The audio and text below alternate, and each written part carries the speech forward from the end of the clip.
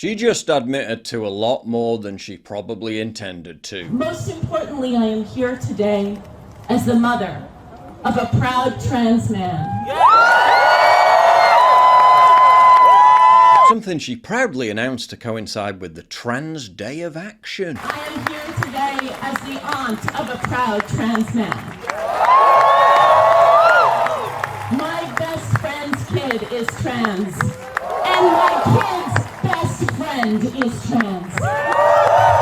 Hang on a minute. What's the statistical likelihood of so many people in her life identifying as trans? Given that less than 1% of all American adults identify as trans, she basically just acknowledged that it's all mostly a social contagion. Exemplified by stats showing that among 18 to 24-year-olds, identifying as transgender surged 422% in just a decade. 422%? Is that just an organic growth rate? Or has it got something to do with social contagion? As a direct result of the issue being relentlessly hyped by the media, culture and entertainment industry. We've asked the question before, why are so many sons and daughters of Hollywood celebrities now identifying as trans? And why in some cases do those celebrities parade them around like trophies? And now, despite everything we've learned over the past few years, British schools are being encouraged to show 11-year-olds a documentary about a teenager taking transgender hormones and using chest binders, despite chest binders being directly linked to nerve damage and rib fractures. 1 year, a short documentary telling the story of a teenager who used radical medical practices to attempt to transition from female to male, will be made available to British schools for LGBTQ+ History Month. It will be made available to state schools through a streaming service for the charity Interfilms, which receives public money through the British Film Institute, which is itself funded in part by the National Lottery. This despite the landmark Cass report, which found social contagion is a factor in the huge rise of children believing they're transgender, and that there's no good evidence on the long-term outcomes of gender-affirming medical treatments. Puberty blockers that cause infertility and cognitive impairment. A report by senators in France concluded that pushing transgender drugs on children will be remembered in future as one of the, quote, greatest ethical scandals in medical history, and yet they're still trying to expose your kids to it in schools across the country.